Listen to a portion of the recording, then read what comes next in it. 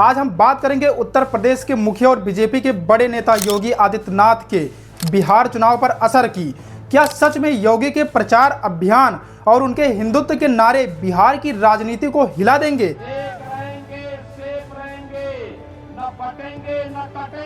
आइए इस राजनीतिक रहस्य विस्तार से जानते हैं। सबसे पहले बात करें योगी की रणनीति की। इस बार बिहार चुनाव में योगी आदित्यनाथ की 24 से ज़्यादा रैलियां होंगी। यह कोई मामूली बात नहीं है। जब इतनी बड़ी संख्या में रैलियां एक नेता करता है तो यह दर्शाता है कि पार्टी अंदरूनी तौर पर उनसे कितनी उम्मीदें जुड़ी हैं।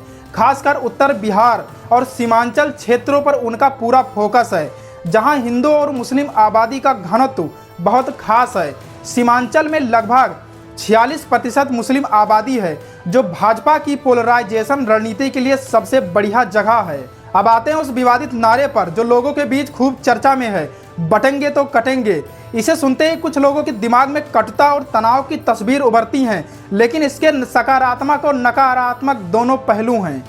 एक और कई मतदाता योगी के यूपी मॉडल की तारीफ करते हैं। वो कहते हैं कि यूपी में क्राइम रेट कम हुआ है, हम चाहते हैं कि हमारे बिहार में भी ऐसा हो। 2020 के चुनाव में जब योगी ने इस तरह के मुद्दे उठाए थे तो एनडीए ने 66% से ज़्यादा सीटें जीती थी। ये आंकड़े दिखाते हैं कि इस रणनीति ने अच्छा असर किया था।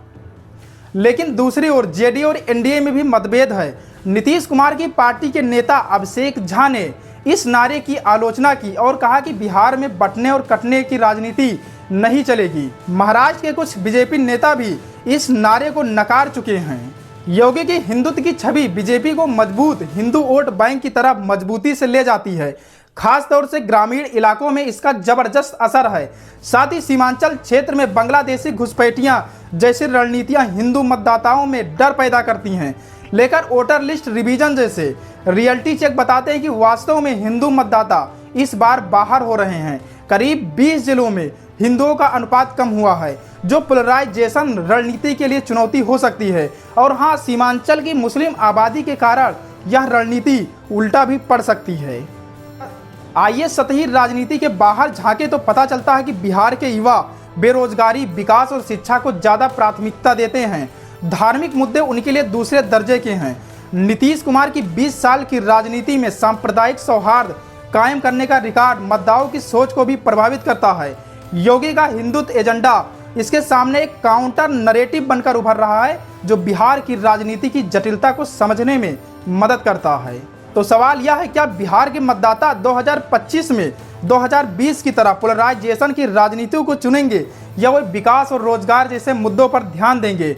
सच तो यह है कि हर चुनाव की अपनी कहानी होती है और परिणाम खुद ही सब कुछ साफ कर देते हैं।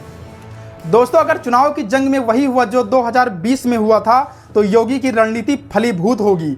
लेकिन अगर युवा वोटर और आम जन विकास की राह पकड़ते हैं तो राजनीतिक परिदृश्य पूरी तरह बदल सकता है।